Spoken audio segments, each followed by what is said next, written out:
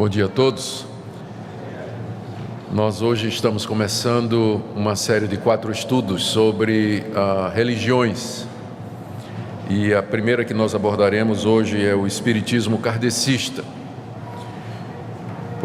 No próximo domingo nós falaremos sobre o catolicismo romano, no outro domingo sobre o islamismo e o último estudo será sobre as testemunhas de Jeová.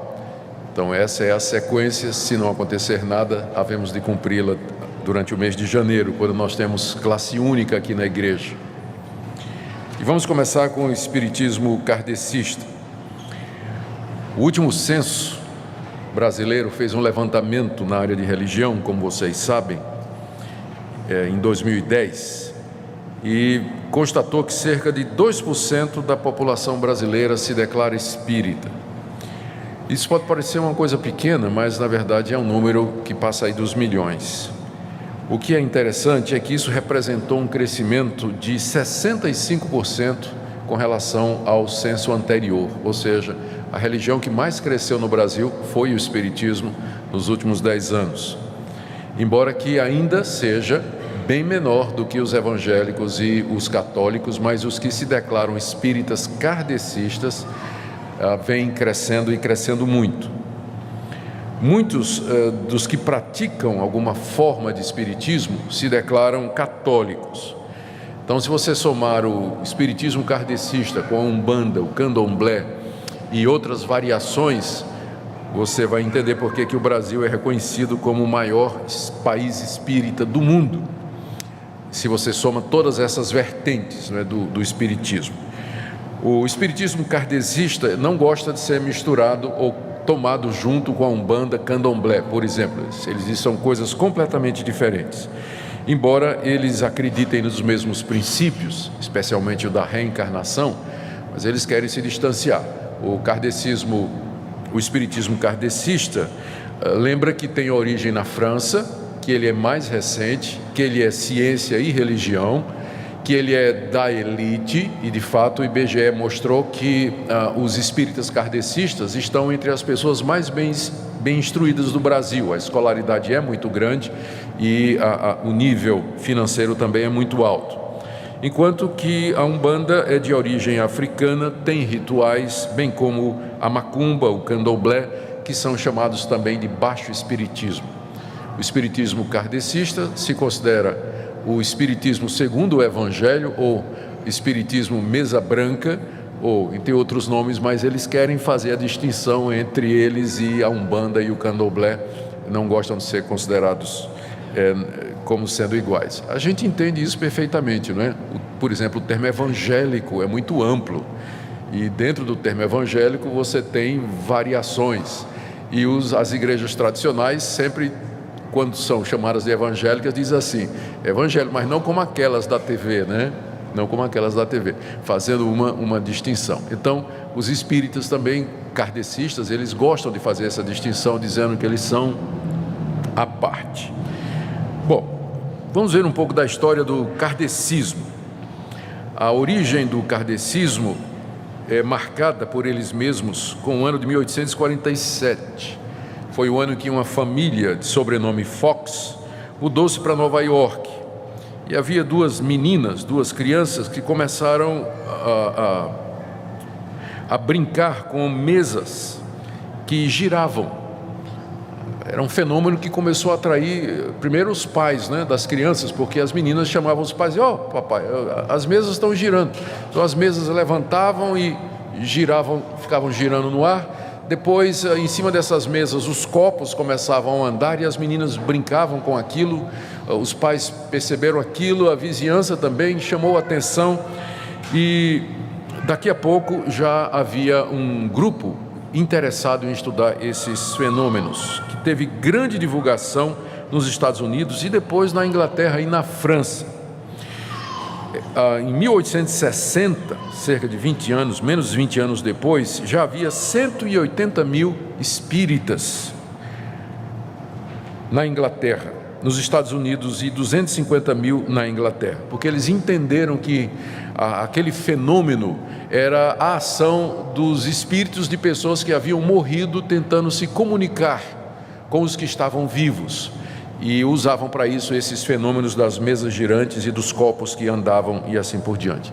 Foi nessa época que um professor francês chamado Léon Hippolyte Diriveille, ele começou a estudar esses fenômenos e disse que aquilo tinha que ter uma outra explicação, mas ele acabou se convencendo de fato de que aqueles fenômenos e outros eram tentativas de comunicação do além, pessoas que já morreram, que estavam tentando se comunicar com os vivos e que usariam estes fenômenos como sendo esse veículo. Ele começou a fazer estudos sérios sobre isso, sério é o que eles dizem, não é? Eu estou só citando aqui, sobre os espíritos, entrevistou muitos espíritos e finalmente codificou a doutrina espírita como nós temos hoje.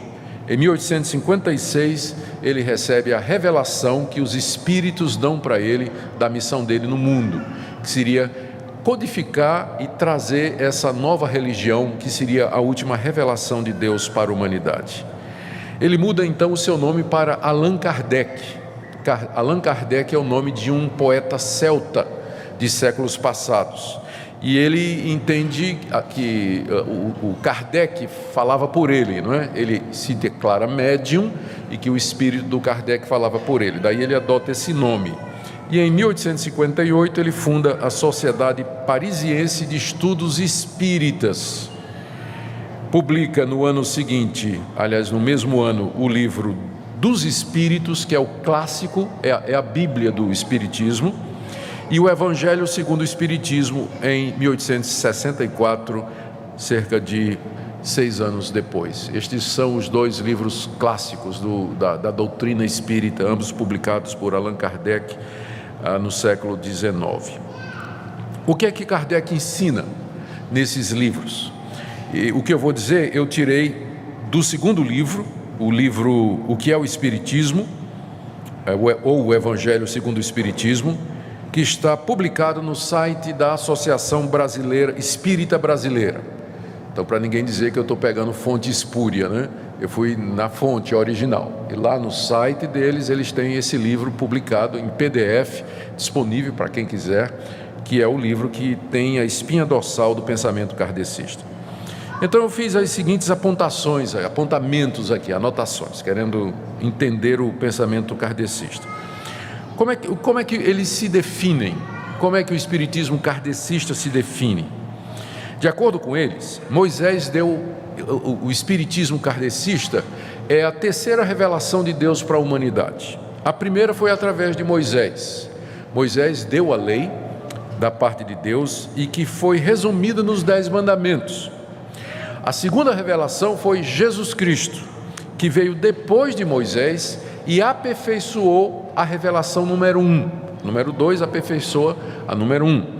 Jesus resumiu tudo que Moisés disse no amor de Deus e ao próximo, e ele se torna o guia e modelo para a humanidade. Jesus, contudo, ele não disse tudo o que era para dizer. Ele não disse tudo o que era para dizer. Inclusive ele disse aos discípulos: eu tenho muita coisa para dizer para vocês, mas vocês não podem suportar agora. Então Jesus não disse tudo. E quando ele falou, ele falou de maneira metafórica. Por exemplo, Jesus ensinou sobre a reencarnação, só que ele chamava de ressurreição, porque o conceito de reencarnação não era conhecido entre os povos daquela época, não é? Então, Jesus usou o termo ressurreição. E ele estava esperando que a humanidade progredisse e que a ciência avançasse para que a verdade completa fosse dita. Inclusive ele disse assim, que mandaria o Consolador e que o Consolador guiaria os seus discípulos a toda a verdade, porque ele, Jesus, não disse a verdade completa. Então, quando o Consolador viesse, traria aquela verdade que Jesus começou a ensinar. E essa verdade então vem através de Allan Kardec. Allan Kardec é a terceira revelação. Ele traz a terceira grande revelação de Deus para a humanidade.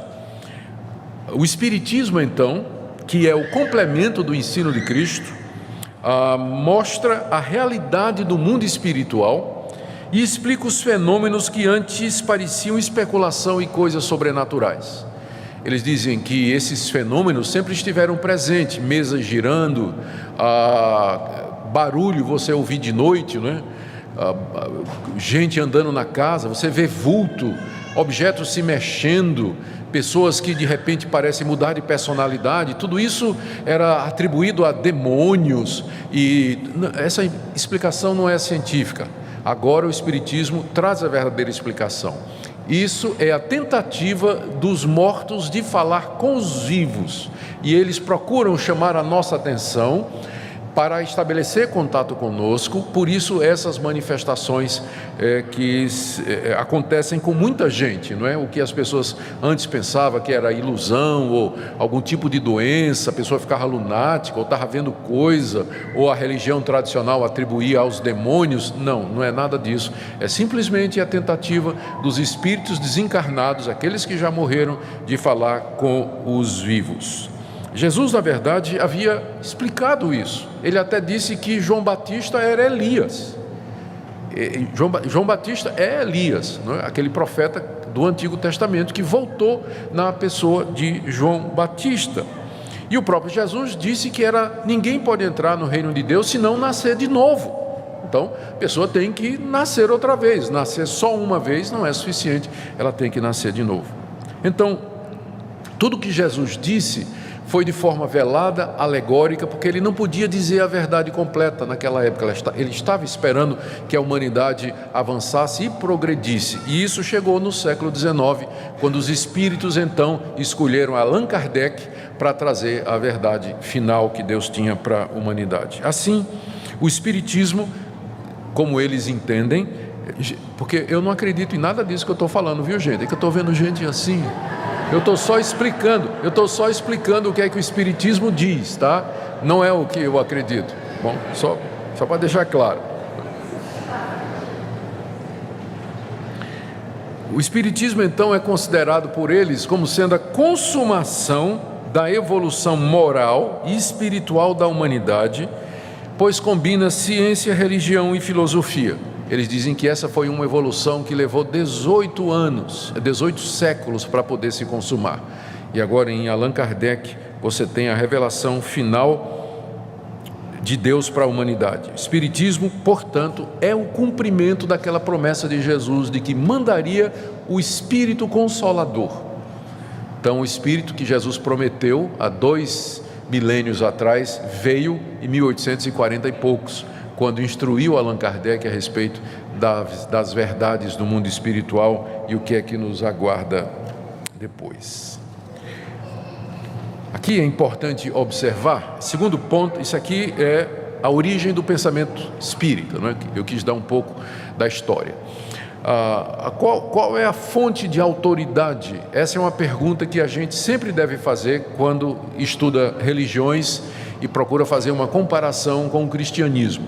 Quais são as fontes de autoridade que os líderes destes movimentos usam? Para que eles apelam?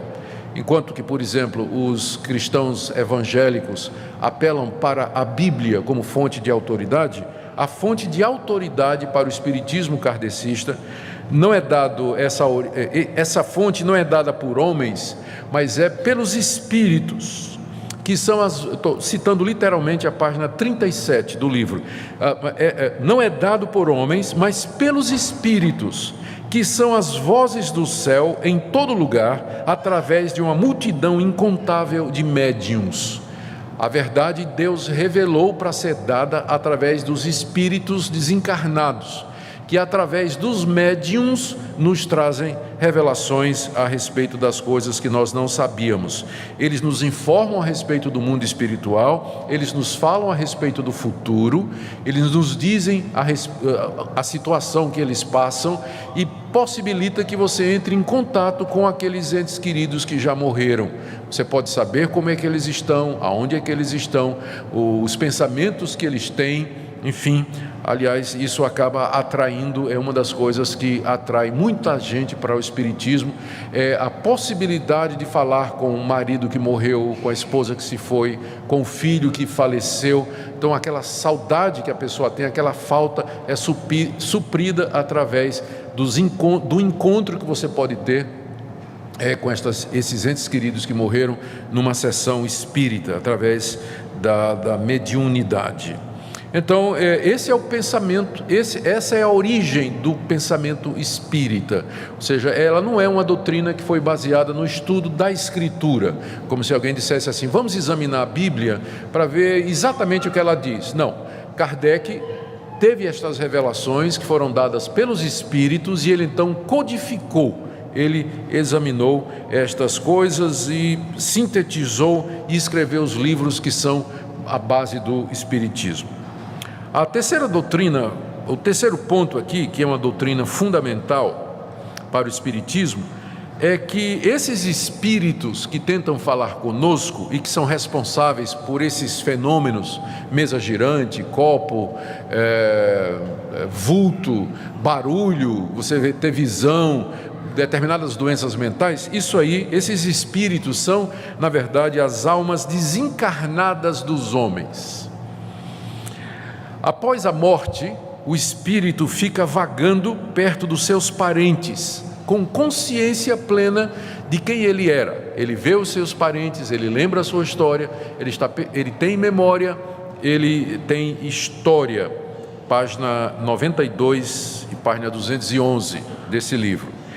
E existem os espíritos bons e os espíritos maus, dependendo do que eles foram na Terra. Então, se foi uma pessoa muito má, uma pessoa perversa e muito cruel, depois da morte o espírito dessa pessoa continua nesse estado, é um espírito mau, um espírito perverso. Mas se a pessoa foi uma pessoa boa, que praticou a caridade, fez o bem, então quando ela morre, o seu espírito é um espírito do bem. E eles vivem em diferentes estados. Eu consegui, pesquisando pelo livro aqui, tentar classificar. Eles dizem que alguns espíritos, eles dizem que os espíritos estão em diferentes estados. Tem alguns espíritos que se sentem extremamente culpados por todos os males que eles fizeram aqui nessa terra. E outros, porém, estão num estado de felicidade e de alegria. Uns ficam presos nos locais onde viveram. Isso explicaria o famoso fenômeno da casa mal assombrada, não é? Porque é o espírito que tem uma história, foi alguém que tem uma história relacionada com aquele lugar, e depois que morre, o espírito dele não consegue se desligar daquela casa, daquele acidente geográfico, enfim, fica ligado, né? O espírito da pessoa fica rondando por ali. Outros conseguem transcender, né, escapar dessa proximidade aos locais em que eles viveram e vagar pelo universo e entre os outros mundos que existem. Vou falar deles daqui a pouco. Os espíritos culpados de homens e mulheres que fizeram muitas coisas erradas ficam vagando pelas trevas, sem destino. E esses espíritos maus, eles são atormentados com remorso pela lembrança da separação dos entes queridos e de todos os erros que eles cometeram. Esses espíritos podem se tornar rancorosos e perseguir aqueles que fizeram mal para você, em busca de vingança, e pode oprimir as pessoas, pode subjugá-las e até possuí-las, né? Esses espíritos maus e perversos. Então, isso que na religião cristã, eles dizem isso claramente, isso que na religião cristã tradicional é chamado de demônios, aquilo que a gente atribui a demônio, possessão demoníaca,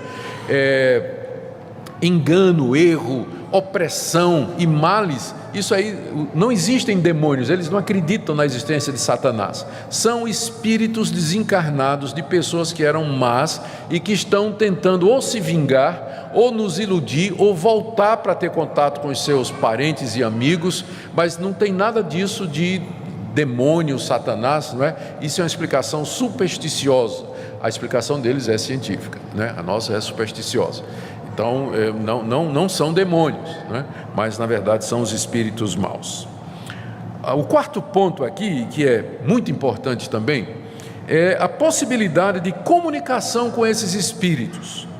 Eles são agentes de Deus que trazem novas revelações para a humanidade. Página 145. E como tal, eles informariam a verdade sobre certos assuntos.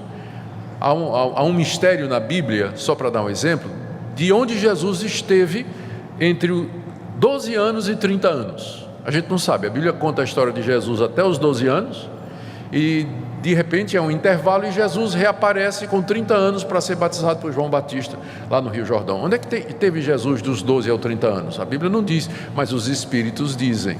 Eles sabem. Jesus foi para a Índia e lá ele estudou, né, com os gurus, com os sábios hindus, aprendeu levitação, aprendeu artes mágicas, aprendeu a usar os seus poderes e volta então aos 30 anos de idade. Isso explicaria em grande parte os seus poderes e a sua habilidade de comunicação e tudo mais. Isso aí está no livro de um espírita chamado Werneck.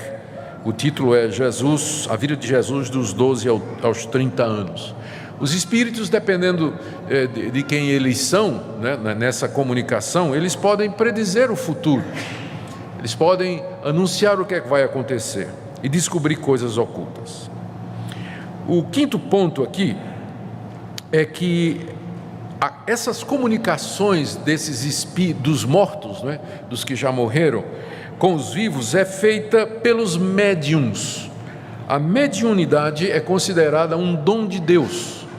A mediunidade é a capacidade que Deus dá a algumas pessoas de se comunicar com esses espíritos. Aqui eu leio o que está na página 214. Os médiuns são os intérpretes dos espíritos.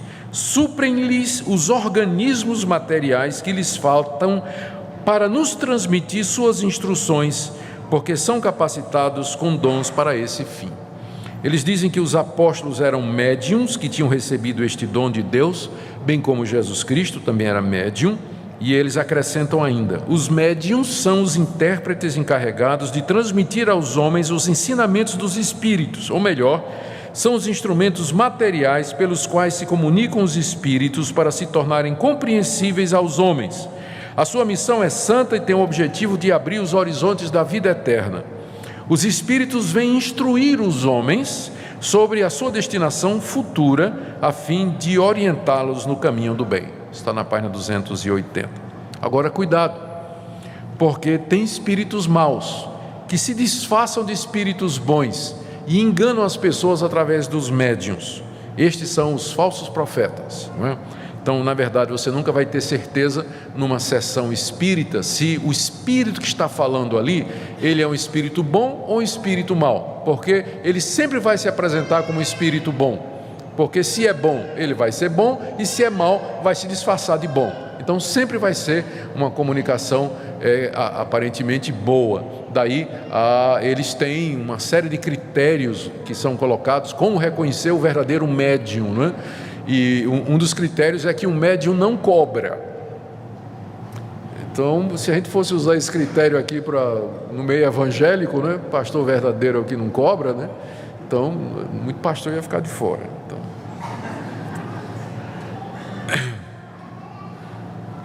mas eles têm lá tem um capítulo lá do Allan Kardec exatamente sobre a verdadeira mediunidade. Aqui vem um sexto ponto que é essencial para o pensamento espírita, porque é claro que a essa altura a pessoa já pensou um pouquinho e diz assim: mas peraí, vamos pensar um pouco. A humanidade começou com dois espíritos, aí foi se multiplicando, hoje são 6 bilhões. De onde é que vieram os espíritos? De onde vêm esses espíritos, não é? Como é que eles se multiplicam? A resposta deles é que, no princípio, Deus criou os espíritos na quantidade já que era para ser. E esses espíritos, apenas uma parte deles habita na Terra, porque existem outros mundos. A raça humana está contida em parte na Terra. Ela habita outros mundos pelo universo afora. Então, o conceito de pluralidade de mundos é essencial na doutrina espírita para poder explicar a quantidade de espíritos que existe e de onde eles vêm. Essa é a afirmação dele. E onde é que está isso na Bíblia? Está na Bíblia. Jesus não disse: na casa de meu pai há muitas moradas? Então, essas muitas moradas são os mundos que existem onde os espíritos moram. A Terra é apenas um deles e nem é o melhor. Eles têm uma classificação. Isso aqui que eu estou dizendo está na página 47, 193, 194. Olha a classificação na página 48 dos mundos que existem. Primeiro tem os mundos primitivos, onde se dão as primeiras encarnações da alma humana.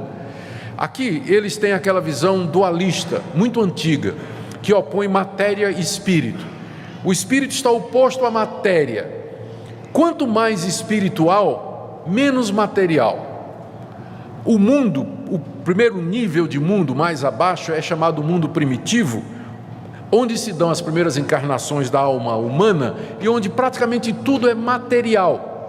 No próximo nível você tem o mundo das expiações e das provas, onde o mal predomina e onde os espíritos sofrem para poderem se aperfeiçoar nessa escala, nessa escalada.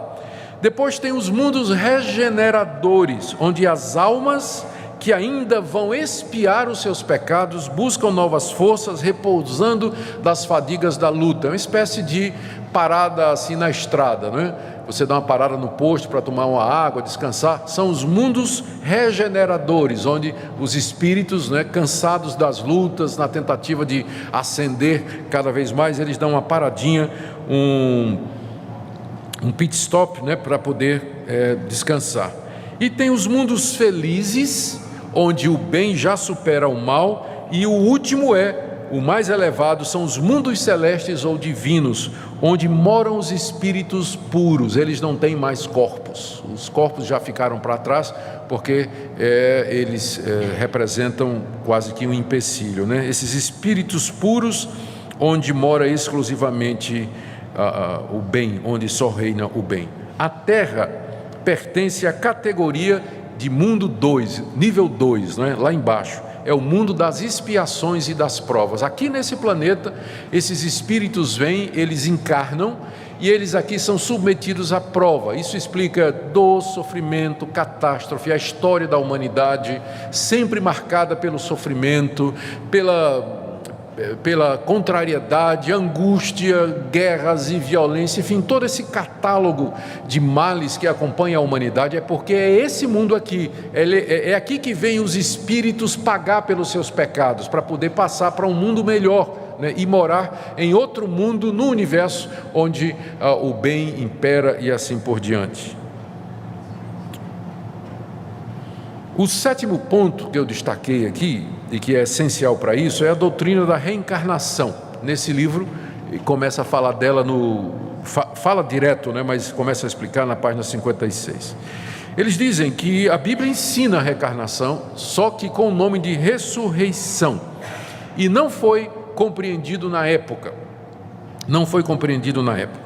A definição que eles dão aqui é a seguinte: a reencarnação é o retorno do espírito à vida corporal, mas em um outro corpo, formado novamente para ele, e que não tem nada em comum com aquele que se desintegrou. O espírito não morre, o espírito é imutável, imutável no sentido de que ele não pode ser destruído, mas ele é passível de alteração e de evolução. E esse processo, né, de salvação, que é o progresso da alma, inclui muitas reencarnações. E aí o espírito reencarna em um mundo ou outro, né? Pode reencarnar na Terra, pode reencarnar num desses mundos aí que estão espalhados pelo universo, e ele vai evoluindo. É como um videogame em que você vai vencendo etapas, não é? Você vai vencendo etapas e vai se aproximando cada vez mais do final para você ganhar. Então, cada etapa dessa seria um mundo diferente, e dependendo de como você se comportou naquele mundo onde você encarnou, você ou vai para um mundo mais acima ou um mundo mais para baixo. Ou você reencarna numa forma, num corpo e numa situação mais feliz, ou numa situação de sofrimento e assim por diante. Eles dizem que Jesus ensinou isso em João 3, de 1 a 3, quando disse a Nicodemos: quem não nascer de novo não pode entrar no reino de Deus. Quem é nascido da carne é carne, mas quem é nascido do Espírito é Espírito. Portanto, eu vos digo, importa-vos nascer de novo. E também lá em Mateus 17, de 11 a 13, quando Jesus diz aos discípulos: vocês querem saber quem é João Batista? Ele é Elias, que haveria de vir. Então, esse conceito da reencarnação é fundamental. Para eles a vida, o ciclo é esse: morrer e reencarnar, e assim sempre prosseguir até chegar naquele nível superior do mundo puro, celeste ou divino. Um outro ponto, número 8, com relação aos sofrimentos aqui nesse mundo. Os sofrimentos aqui nesse mundo são explicados como sendo o resultado de erros, pecados e faltas cometidos na vida anterior. Eles dizem assim: o mundo, a ciência já provou que o mundo é regido pela lei de causa e efeito. Então, todo efeito, tudo que acontece tem uma causa. Você nasce nesse mundo, você já nasce com a doença, você já nasce com a deformidade física, você já nasce numa situação de pobreza, de sofrimento. E você vai passar a sua vida toda sofrendo, sem você nunca ter feito mal a uma mosca. Então, isso não é justo. Por que as pessoas sofrem quando elas nunca fizeram nada para isso? A resposta é: elas não fizeram nada para isso nessa vida, mas elas fizeram em outra. Então, o sofrimento das pessoas aqui é para pagar os erros que elas cometeram em outra vida. Essa é a lei da causa e efeito, isso é ciência. Ninguém pode sofrer sem ter uma causa antes. Então, esse é o motivo pelo qual as pessoas sofrem erros, pecados e faltas cometidos na vida anterior. Naturalmente, Allan Kardec desprezou completamente o ensino bíblico do pecado, né? A ideia do pecado, de que a raça humana, o sofrimento acontece, porque ele parte do princípio que o ser humano é inocente. Né, que o ser humano é inocente, que quando as pessoas vêm a esse mundo, né, elas nascem inocentes, ou pecado, o conceito de pecado quase nem aparece no livro, né? E também ele também não menciona, não chega nem perto de mencionar o conceito de juízo final, o dia em que Deus vai fazer o ajuste de contas, né? O dia que Deus vai fazer o ajuste de contas. Então, porque não tem esse conceito do pecado original, que é a explicação bíblica para o sofrimento do homem aqui nesse mundo, então é que ele vai ter que dizer que a causa do sofrimento é uma vida anterior, onde você fez um monte de coisa errada. E aqui vem e aqui eles dizem também, e é justo porque é o seguinte: você vê um monte de gente fazendo mal aqui na terra, e ninguém é preso por isso, ninguém sofre por isso, os maus prosperam. Então, o que é que vai acontecer? Eles não são castigados agora, mas quando eles reencarnarem, aí, lá na próxima reencarnação, eles vão sofrer pelo mal que eles fizeram aqui. Bom, aqui tem um nono ponto, que diz que é a questão: como é que os pecados então são, esses erros, como é que eles são pagos, não é? E é óbvio que na doutrina espírita o que paga pecado é sofrimento. Se você pecou, você vai pagar a sua culpa sofrendo, ou agora nessa encarnação ou na próxima. Então, no livro, né, nesse livro não tem, eu li o livro todinho, não tem uma única menção sobre a cruz de Cristo como sendo pagamento pelos nossos pecados, o sangue de Cristo derramado pelos nossos pecados, o conceito de que Cristo na cruz morreu por nós, a ideia da substituição, que Cristo morre como nosso substituto, não aparece uma única vez no livro. A ideia é de que o pecado é pago pelo sofrimento. Se você pecou, se você errou, você vai pagar por isso, sofrendo aqui nesse mundo ou na próxima reencarnação. Eu vou ler aqui o que diz a página 70. Nas suas diversas existências corporais é que os espíritos se livram pouco a pouco de suas imperfeições. As provas da vida fazem avançar quando são bem suportadas. Como expiações, expiação é pagamento, elas apagam as faltas e purificam. O sofrimento é o remédio que limpa a chaga e cura o doente. Quanto maior o mal, mais o remédio deve ser eficiente. Aquele, pois, que sofre muito, deve dizer que tinha muito a expiar e se alegrar de ser curado logo. Então, na doutrina espírita, o pecado se paga com sofrimento, e isso através de sucessivas reencarnações. Aqui um 10º ponto que está ligado a esse. Os espíritos desencarnados, eles têm a chance de se arrepender dos seus pecados ainda, depois da morte, não é? Depois que ele morre, desencarnou, ele olha para trás, viu todo o sofrimento que ele passou, então ele pode se arrepender. página 135, página 213, vários lugares é dito. Quando o espírito mau se arrepende, Deus lhe traz esperança, e aí ele pode retornar à terra para se aperfeiçoar. Parece que o privilégio da reencarnação é dado somente ao espírito que se arrepende. Esse espírito mau, que durante uma encarnação fez um monte de coisa errada, depois que ele morre, que ele fica vagando em trevas, se ele se arrepende do mal que ele fez, Deus lhe dá uma segunda chance depois da morte, e aí ele volta à terra para reencarnar, para pagar esses pecados, para ir depois da próxima morte, ele já ir para um daqueles universos ou mundos ou um nível espiritual superior. Por isso, é bom que nós oremos pelos espíritos. Página 39, a oração pelos mortos. Aí diz aqui, página 266, os espíritos sofredores pedem orações, e as orações dos vivos são proveitosas para eles, porque ao ver que são lembrados, se sentem mais confortados e menos infelizes. Além disso, a oração tem para eles uma ação mais direta, reanima sua coragem, estimula neles o desejo de elevar-se pelo arrependimento, pela reparação, e pode desviá-los do pensamento do mal. Ou seja, você pode orar pela alma orar pelo espírito daquele ente querido que você teve, ou daquele amigo seu que era uma pessoa muito má, né, e que morreu e que deve estar em sofrimento. Você pode orar por ele, porque Deus pode conceder o arrependimento, e aí ele vai voltar numa outra forma, onde ele vai pagar aqueles pecados e assim ele vai evoluir. O 11º ponto aqui da doutrina espírita, e que é básico para eles, é resumido numa frase que está na página 39: fora da caridade não há salvação.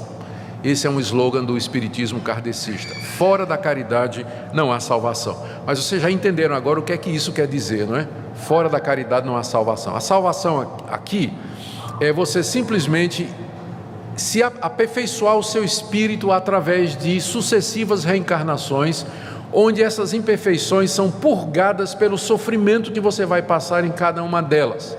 E se você fizer o bem, se você é arrependido, né, você fazer o bem, praticar as boas obras, fazer caridade e ajudar os pobres, isso vai ajudar você, isso paga pecado, isso entra na contabilidade a seu favor, de forma que quando você morrer, você pode ir para um mundo mais evoluído ou reencarnar numa forma mais feliz. Vocês agora entendem por que o Espiritismo dá tanta ênfase na questão da caridade, da ajuda aos necessitados e aos pobres, que é uma coisa boa, porém a motivação é essa, que faz parte desse processo evolutivo de redenção da alma pelo qual o indivíduo vai fazer.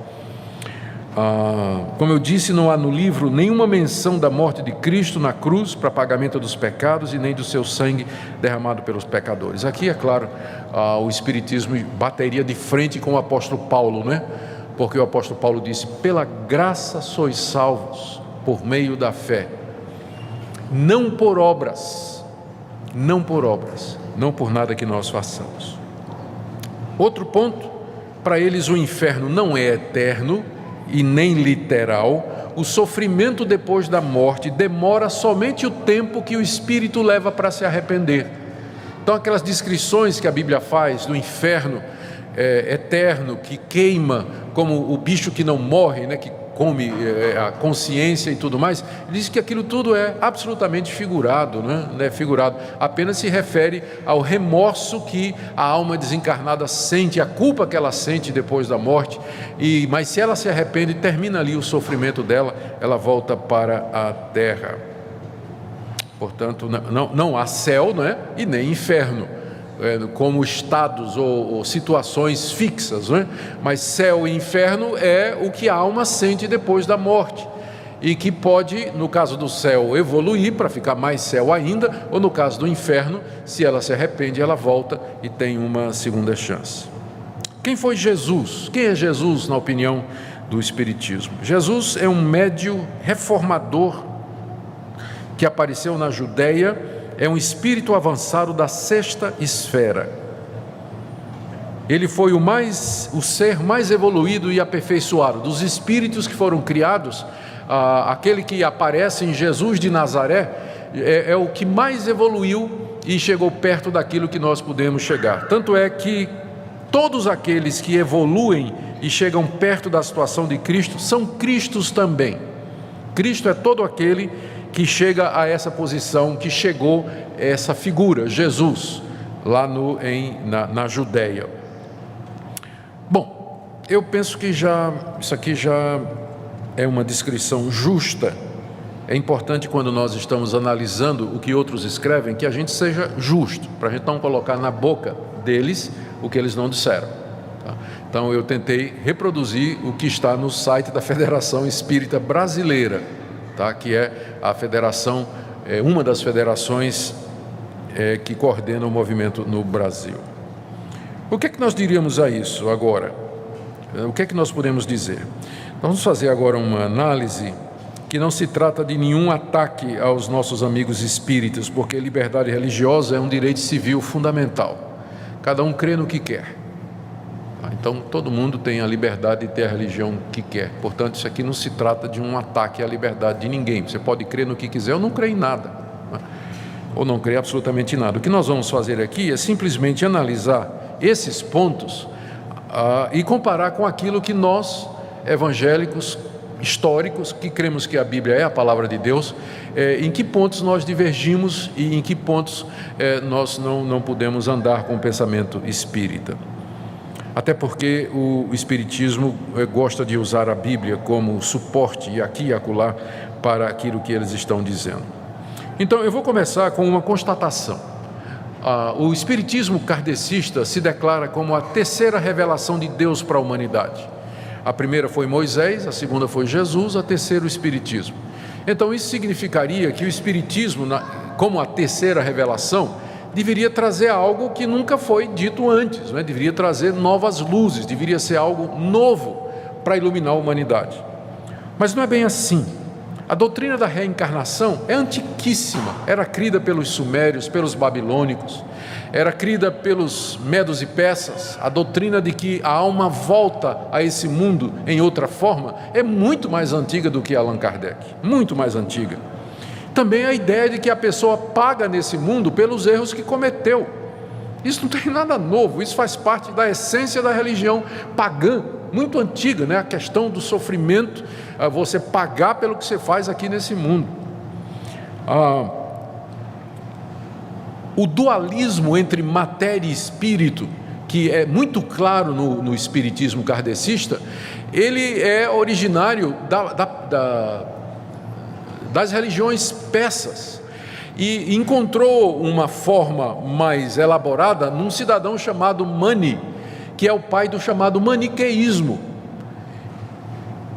e que, junto com essa visão dualista que tem raízes no pensamento platônico, tem origem no pensamento platônico, constitui o que a gente chama do cerne do paganismo, ou seja, que a matéria é essencialmente má e que o espírito é bom. Isso antecede Allan Kardec em séculos. Então, na verdade, não é nada novo. A ideia de você consultar os mortos, inclusive, era proibido em Israel 2000 anos antes de Cristo, 4000 anos antes de Allan Kardec. Então, a ideia de você falar com mortos, que mortos voltam e que as pessoas sofrem pelos seus pecados aqui nesse mundo e que a matéria é inferior, o espírito é superior, isso é bem mais antigo do que Allan Kardec. Então, o que é que tem de novo nisso? Na minha opinião, nada. É simplesmente ideias antigas de religiões pagãs que foram codificadas por uma pessoa inteligente e apresentada como sendo uma nova religião, mas nada mais é do que conceitos antiquíssimos, inclusive que datam antes de Cristo. Então essa reivindicação de que é uma nova revelação fica pendendo a explicação histórica, não é? Bom, então, se é uma terceira revelação, quer dizer que não teve antes, não é? Não teve antes, não tinha nada parecido antes. Mas como é que explica que esse conceito, então, está presente em todos esses movimentos extremamente antigos? Uma segunda crítica uma segunda diferença, aliás, a primeira diferença que eu queria mostrar aqui é com relação ao conceito de Deus. O Deus do Espiritismo não é o mesmo Deus que nós, evangélicos que cremos na Bíblia, professamos. O Deus que nós professamos Ele é eterno, Ele é criador dos céus e da terra, onipotente, onipresente, onisciente. Até aqui o espírita kardecista iria conosco. Mas aí nós vamos mais adiante e dizemos que esse Deus subsiste em 3 pessoas: Pai, Filho e Espírito Santo. E aqui já começa a diferença com o kardecismo, porque para eles Jesus Cristo não é Deus. Ele é o homem mais perfeito e evoluído que já houve nessa face da terra, e portanto ele é modelo e guia para nós, mas ele não é Deus. Para nós Jesus Cristo é Deus, ele é a segunda pessoa da Trindade. E o Espírito Santo também é Deus, mas para o espiritismo kardecista, as referências que a Bíblia faz sobre o Espírito Santo é sobre os espíritos desencarnados, espíritos mortos. O Espírito Santo não é terceira pessoa da Trindade. Então o Deus do espiritismo não é o Deus do cristianismo evangélico histórico, que leva a Bíblia como sendo, ou que toma a Bíblia como sendo a palavra de Deus. A primeira diferença é essa: não é o mesmo Deus. Por isso então já fica difícil, é uma situação complicada quando vem aquelas cerimônias ecumênicas, não é? Em que diz assim, é o mesmo Deus, né? Vamos fazer um culto ecumênico onde nós estamos orando ao mesmo Deus, e você tem lá um representante do Espiritismo, mas não é o mesmo Deus. O meu Deus é Pai, Filho e Espírito Santo. Jesus Cristo é Deus, mas eles não creem nisso. Então não é o mesmo Deus. A diferença já começa aí. E também a diferença fundamental com relação a Jesus Cristo. Para nós, Jesus Cristo é Deus feito homem. Ele não é um espírito aperfeiçoado, um homem aperfeiçoado.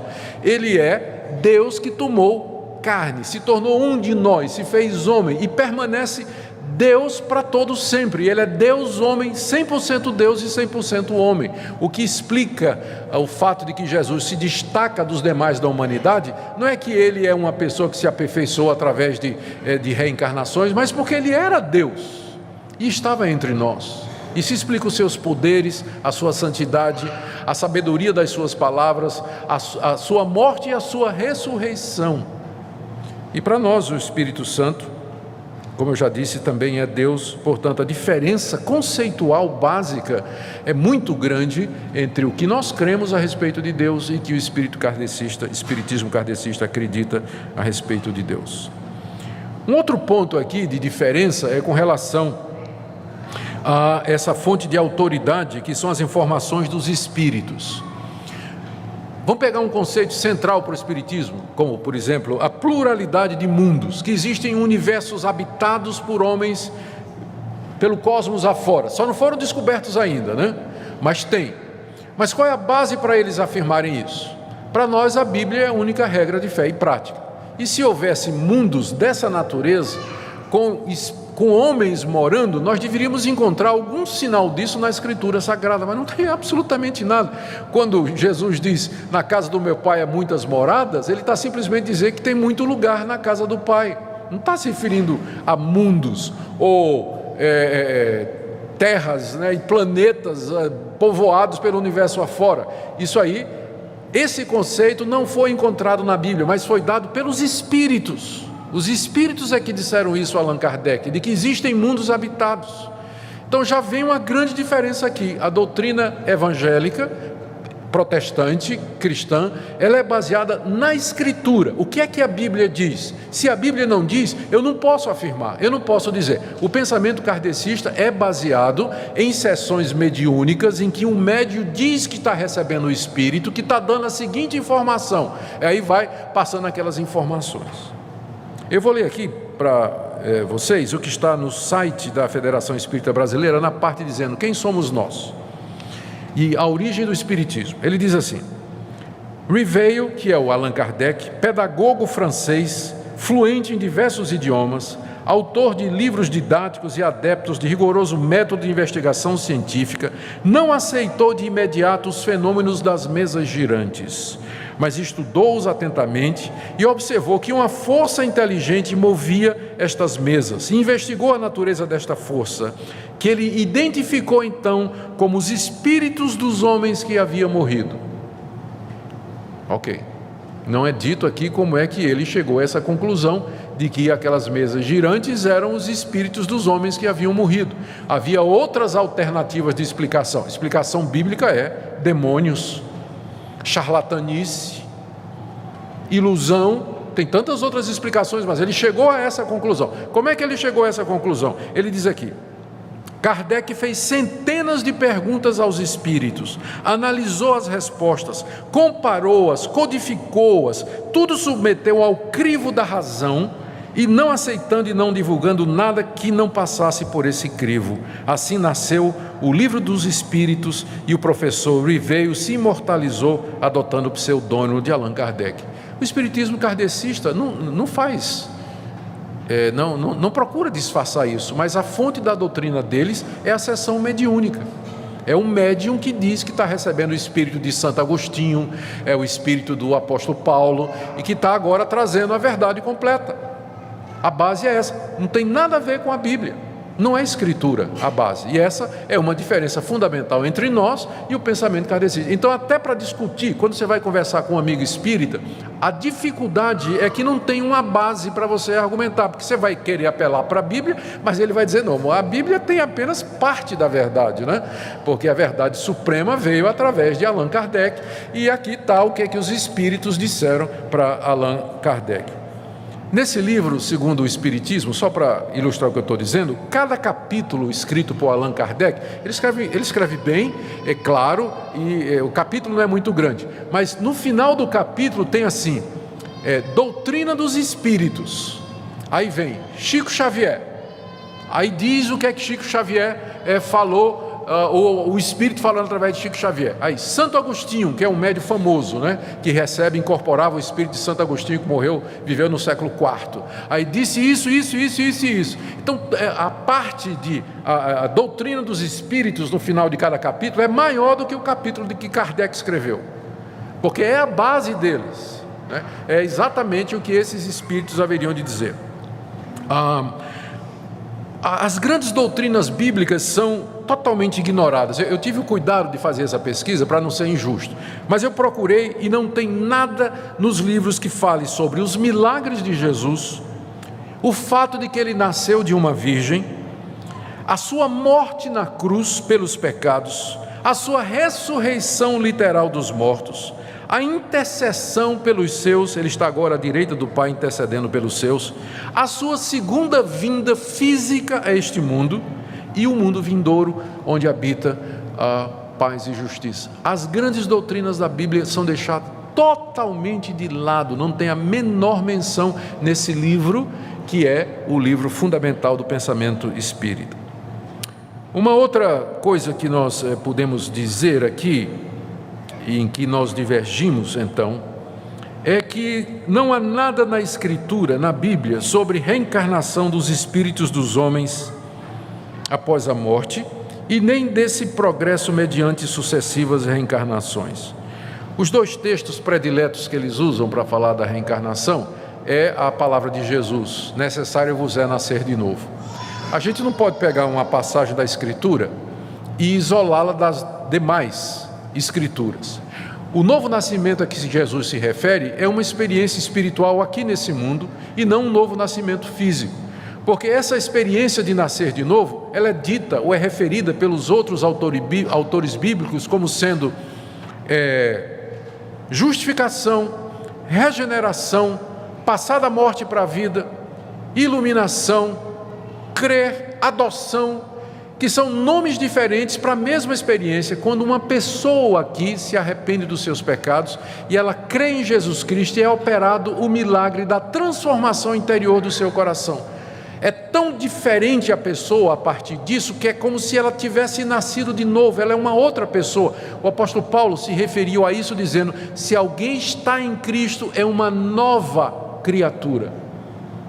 A mudança é tão clara, é tão distinta do mundo, que é como se a pessoa fosse mudada em outra. Daí Jesus fala de nascer de novo.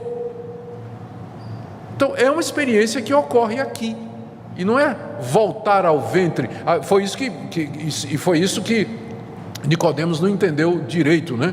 Ele não entendeu direito. O senhor está dizendo que a gente tem que voltar ao ventre da mãe? E nem reencarnação era isso, né? Ele pensou alguma experiência aqui nesse mundo, nascer de novo da mesma mãe. O próprio Nicodemos não entendeu que aquilo se referia a uma reencarnação, não é? Ele não entendeu o que seria a natureza desse novo nascimento. E Jesus disse: não, eu estou falando de alguma coisa que acontece no âmbito espiritual. O que é nascido da carne é carne, portanto não tem nada a ver com reencarnação. Mas o que é nascido do Espírito é Espírito. Então, ou seja, esse novo nascimento é algo espiritual, não é voltar à carne. Porque Jesus disse: o que é nascido da carne é carne. Não estou falando disso. Então, essa passagem não está falando. E a outra que eles gostam de usar está lá em Mateus 17, que nós já lemos, onde Jesus se refere a João Batista, dizendo: vocês estão vendo João Batista? Este é Elias que haveria de vir. Então, os nossos amigos espíritas dizem: olha aqui, João Batista era a reencarnação de Elias. Bom, o primeiro problema com esse tipo de interpretação é que Elias não morreu, né? Elias morreu? Não, Elias foi levado ao céu num redemoinho. Então já quebrou aí, porque para reencarnar teria que ter morrido, não é? Mas Elias não morreu. Elias subiu ao céu num redemoinho. Então como é que ele podia ter reencarnado se ele não morreu? Então começa por aí. Segunda coisa, quando Jesus disse que João Batista é Elias, ele estava dizendo que João Batista era um profeta à semelhança do profeta Elias. O profeta Elias foi levantado por Deus para combater o baalismo, o politeísmo da sua época, o culto aos falsos deuses. Era um homem que chamava a nação ao arrependimento.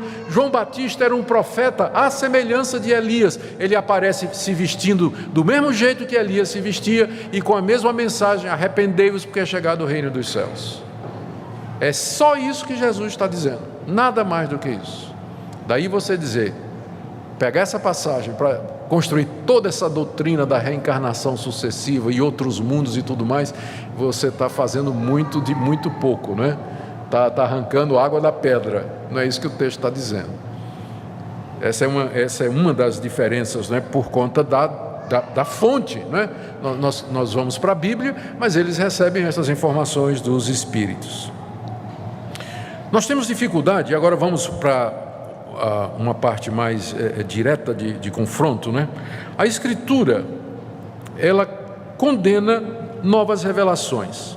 O apóstolo Paulo ficaria muito surpreso se ele ouvisse o que está sendo dito, que Jesus que hoje, 2000 anos depois, um novo evangelho surge para completar aquele antigo. Olha o que Paulo disse, escrevendo aos Gálatas: ainda que nós mesmos, ou um anjo vindo do céu, vos pregue um evangelho que vá além do que vos temos pregado, seja maldito. Assim como já dissemos e agora repito, se alguém vos prega evangelho que vá além daquele que recebeste, seja anátema. Paulo disse: olha, eu já preguei, o evangelho é esse aqui. Se aparecer um anjo do céu dizendo: eu trago uma nova revelação, uma adição, um complemento a isso aqui, Paulo diz: pode amaldiçoar, que não é de Deus. Seja maldito, isso não vem de Deus. Não vem de Deus. Então nós temos muita dificuldade, né, com esses movimentos que aparecem dizendo: nós temos uma revelação que Deus guardou para o fim dos tempos e que nunca foi dado antes. Ué, mas como é que ficaria? Paulo ficaria aqui. Paulo está errado então aqui, né? Como é que fica essa situação? A Bíblia também nos diz, irmãos, que os demônios, eles enganam as pessoas. Na segunda carta aos Tessalonicenses, capítulo 2, o apóstolo Paulo diz assim: ora, o aparecimento do ímpio, do iníquo, é segundo a eficácia de Satanás, com todo o poder e sinais e prodígios da mentira, com todo o engano de injustiça aos que perecem, porque não acolheram o amor da verdade para serem salvos. É por esse motivo, pois, que Deus lhes manda a operação do erro para darem crédito à mentira, a fim de serem julgados todos quantos não deram crédito à verdade, antes, pelo contrário, deleitaram-se com a injustiça.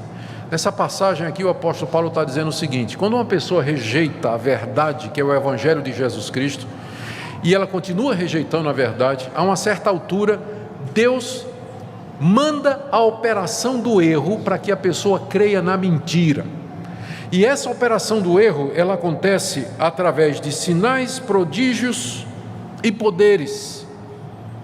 Em outras palavras, Satanás ilude, ele engana, e ele faz isso com aqueles que rejeitaram a verdade, não querem o simples evangelho de Cristo.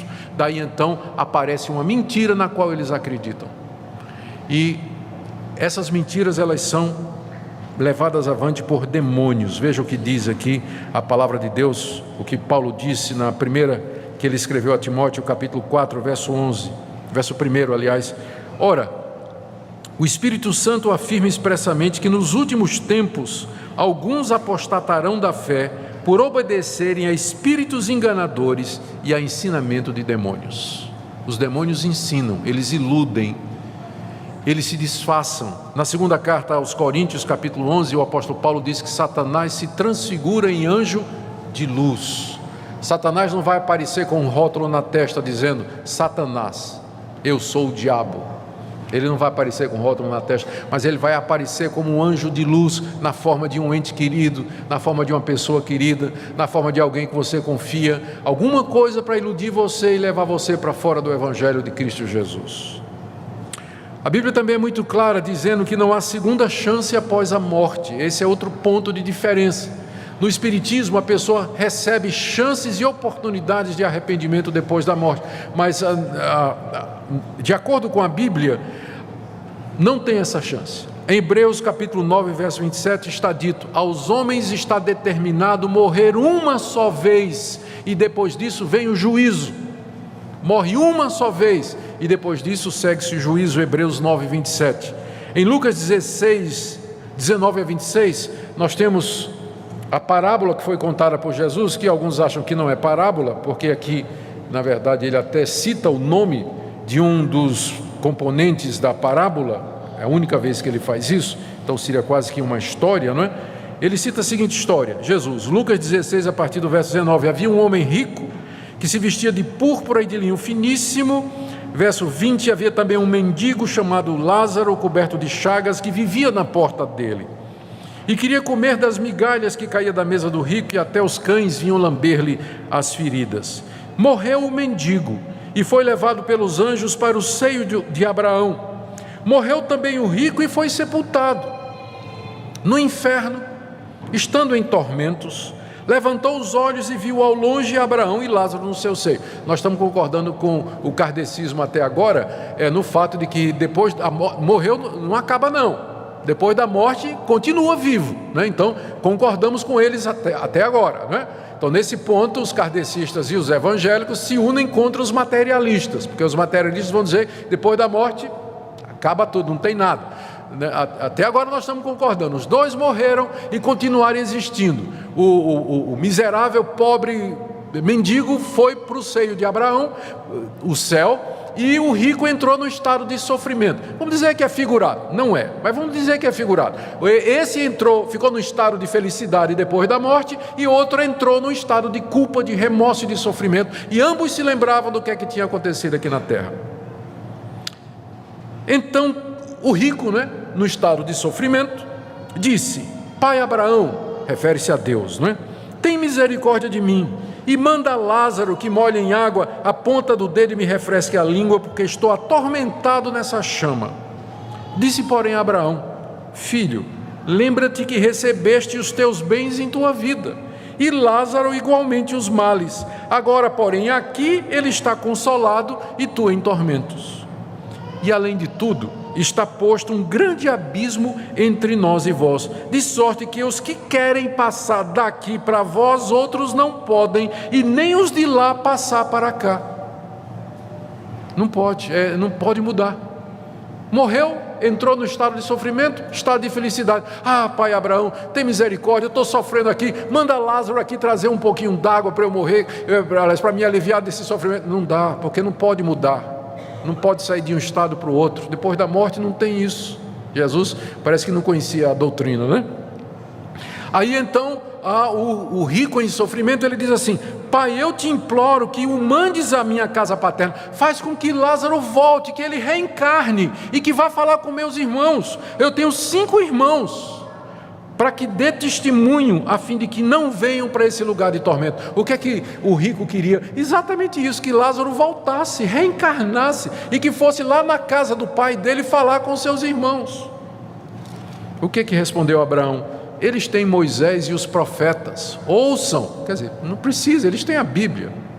Moisés e os profetas, tudo que é preciso saber a respeito do mundo espiritual, o que é que vai acontecer depois, está aqui. Eles têm Moisés e os profetas, basta, não precisa nada, que eles ouçam o que diz a Bíblia.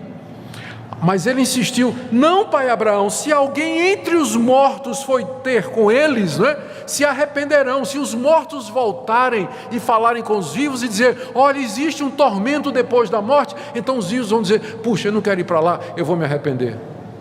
Mas Abraão respondeu: se eles não ouvem Moisés e os profetas, tampouco se deixarão persuadir, ainda que ressuscite alguém dentre os mortos. Se eles não ouvem o que Moisés escreveu, os profetas escreveram, se eles não ouvem a Bíblia, eles não vão ouvir, ainda que volte um morto para dizer para eles como é. Então, está muito difícil, você que recebe a Bíblia como palavra de Deus, você compatibilizar com o ensinamento da reencarnação. Não tem como, isso de que depois da morte você tem uma segunda chance, que você volta. Jesus ensinou com muita clareza: depois da morte é o juízo, o homem morre uma vez e depois segue-se o estado eterno. Você tem que decidir o seu estado eterno aqui, enquanto você está vivo, enquanto você tem esperança, porque depois da morte não volta, não muda, não se altera. É uma ilusão pensar isso, e muita gente se consola, se ilude com isso, né? Eu estou passando, vou fazer, mas eu vou ter uma oportunidade depois. Não vai, pelo que Jesus disse, não vai, é aqui. E aí você tem que escolher entre o ensino dos Espíritos e o ensino de Jesus Cristo. Você tem que escolher entre Abraão, entre o que disse Moisés e os profetas, e o que então alguém dentre os mortos que volta para falar. Outra coisa que a Bíblia diz é que a salvação, ela é um dom de Deus e que é dada de uma vez para sempre aqui. João 3,16: Deus amou o mundo de tal maneira que deu o seu Filho unigênito, para que todo aquele que nele crê não pereça, mas tenha a vida eterna. A vida eterna, um estado definido, imutável. Então todo aquele que crê em Jesus Cristo, aqui e agora, ele recebe a vida eterna. Não é algo que vai depender de uma volta a esse mundo, onde ele vai se aperfeiçoar através do sofrimento e assim indefinidamente até poder chegar a esse estado de felicidade. Mas o pecador que aqui e agora se arrepende dos seus pecados, mediante a fé em Jesus Cristo, ele já recebe de Deus o perdão de pecados. E essa salvação, ela é dada pelo sacrifício de Cristo e por Ele somente, não pela caridade. Pela graça sois salvos mediante a fé, não por obras, mas pela graça e misericórdia de Deus. Gálatas, capítulo 2, verso 16.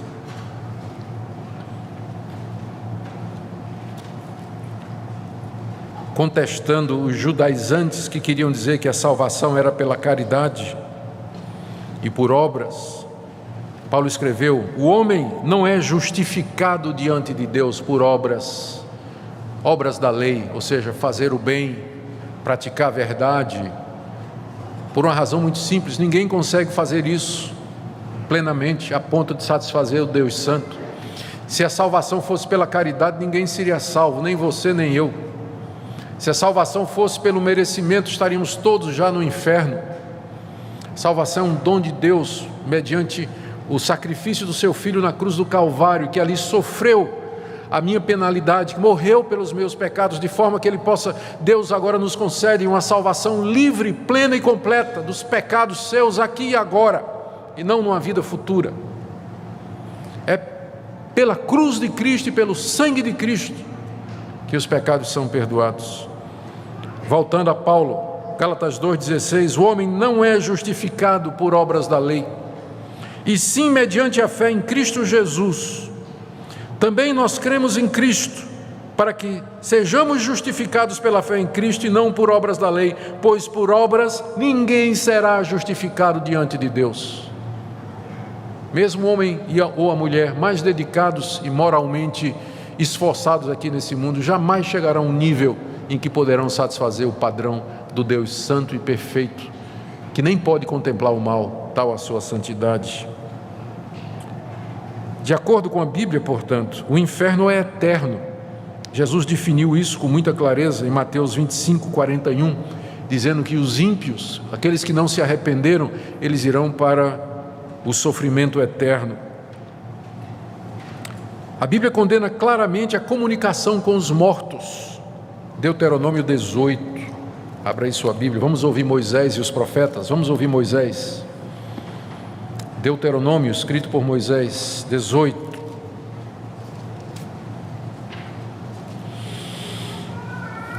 A partir do verso 9. Quando entrares na terra que o Senhor teu Deus te der, não aprenderás a fazer conforme as abominações daqueles povos. Não se achará entre ti quem faça passar pelo fogo seu filho ou sua filha, nem adivinhador, nem prognosticador, nem agoureiro, nem feiticeiro, nem encantador, nem necromante, nem mágico, nem quem consulte os mortos, pois todo aquele que faz tal coisa é abominação ao Senhor. E por estas abominações o Senhor teu Deus os lança de diante de ti. Perfeito serás para com o Senhor teu Deus, porque estas nações que hás de possuir ouvem os prognosticadores e os adivinhadores, porém a ti o Senhor teu Deus não permitiu tal coisa. É o que Moisés escreveu. Ele disse que Deus proíbe a tentativa de comunicação com os mortos. Deus proíbe a necromancia. Está vendo aqui os necromantes? Os necromantes são estes que buscam, da palavra para morto, né? Necros, é aqueles que buscam uma relação com quem já morreu, chamada de necromancia, que consultam os mortos, que procuram ouvir os mortos, que provocam aqueles que já morreram. Por que é proibido? Não é porque é possível e Deus não quer esse tipo de comunicação. É porque ao fazer isso você abre a porta da sua mente e do seu coração para a entrada de espíritos malignos, de demônios, que vão iludir você e vão enganar você, quando você deveria buscar a Deus e ouvir a palavra de Deus. Você se abre para o erro, a porta da sua mente e do seu coração se abre para a entrada de espíritos enganadores. Por isso Deus diz: não consulte mortos. Não é que é possível falar com eles, mas é que ao fazer isso você vai se abrir para as trevas.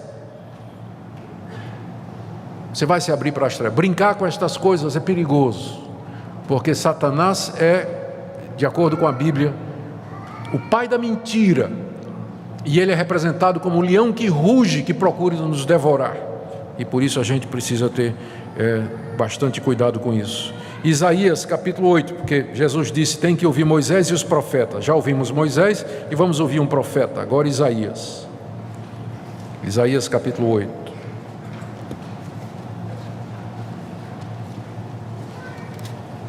O profeta Isaías está falando da parte de Deus contra a nação de Israel. Essa mesma nação que recebeu a lei de Deus, entrou na terra prometida, expulsou aqueles povos que praticavam necromancia, eram agoureiros, adivinhadores, consultavam os astros, praticavam astrologia, invocavam os mortos. Deus entregou aquelas nações na mão de Israel, e dizendo: você não se misture com essas nações, porque estas práticas são proibidas, estas práticas são erradas, vocês adorarão a mim somente. Séculos depois, o que aconteceu? Na época do profeta Isaías, o povo voltou as costas para Deus, e o povo estava praticando necromancia, consultando os adivinhos, querendo saber o futuro através das estrelas, consultando búzio, horóscopo, tarô, enfim, tudo que tinha lá para saber o que era o futuro e que Deus havia proibido. E olha o que o profeta Isaías diz, no verso 19 do capítulo 8: quando vos disserem, consultai os necromantes, aqueles que se comunicam com os mortos, e os adivinhos, que chiureiam, que ficam murmurando, né? Acaso não consultará o povo ao seu Deus? A favor dos vivos se consultarão os mortos?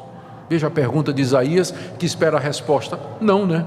A favor dos vivos eu vou consultar os mortos? Se eu posso consultar a Deus, se eu posso buscar aquele que é Senhor e Criador de todas as coisas? A resposta é não.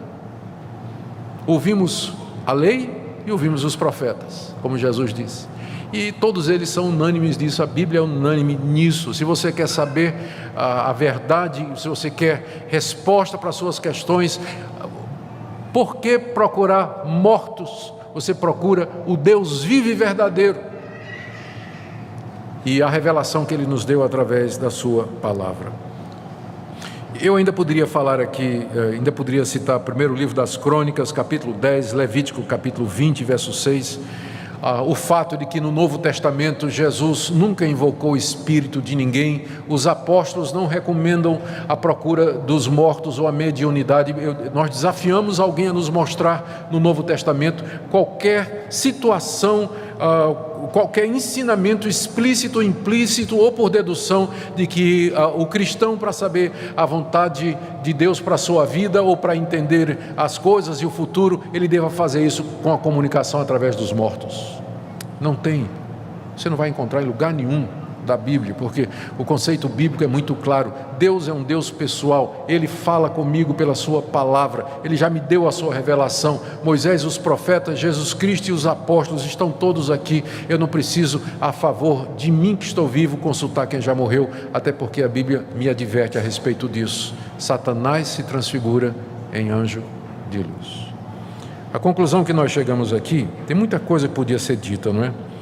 É a seguinte: como nós já dissemos, nós respeitamos os nossos amigos espíritas e a liberdade de religião no Brasil. Cada um crê no que quiser.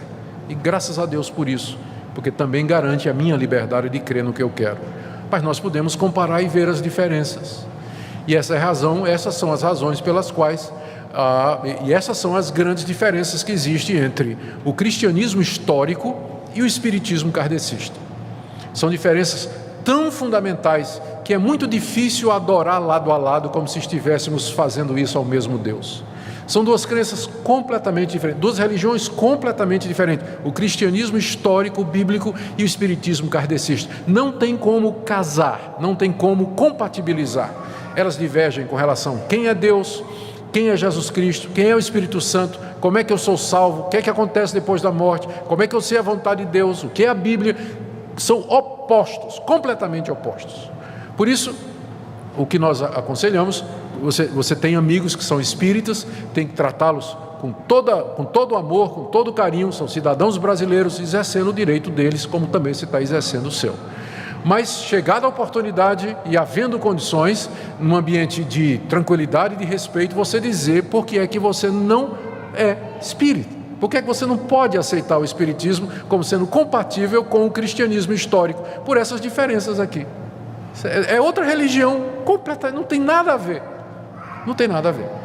Então, respeito, né? Sempre tem que ter no trato com as pessoas, mas também definição clara dizendo: eu não posso crer, não posso seguir e não posso entender, porque está em oposição clara ao ensino da palavra de Deus. Então, a minha oração é que Deus ajude os irmãos, abençoe. Esse estudo eu posso disponibilizar depois, estará na secretaria da igreja, para quem quiser depois ter esse resumo aqui, né? Não tem direito autoral, você pode multiplicar, usar, distribuir, fazer o que quiser com ele, mas o objetivo é deixar a igreja instruída e preparada e confirmar os irmãos na fé. Nós vamos orar para encerrar, então, a nossa aula, estudo, sermão. Hoje foi muito mais aula do que sermão, não é? E depois nós vamos ter um período de perguntas e respostas.